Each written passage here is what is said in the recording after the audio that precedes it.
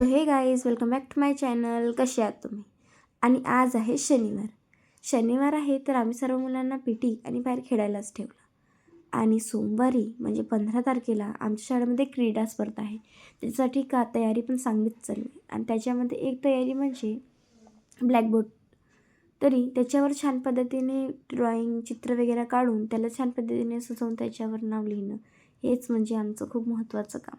कारण आपली शाळा चांगली दिसली पाहिजे ना, म्हणून.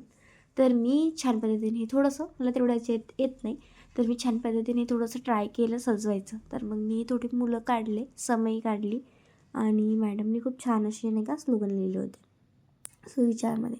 तिथे एक कोरी जागा होती, म्हटलं तिथे पण थोडंसं एक माणूस काढलेलाच पाहिजे.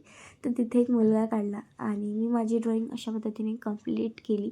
आउटलाईन लिहून दिली त्याला. आणि सोमवारी असल्यामुळे आजच करणं जरुरी होतं, कारण मग वेळेवर टाईम मिळत नाही ना.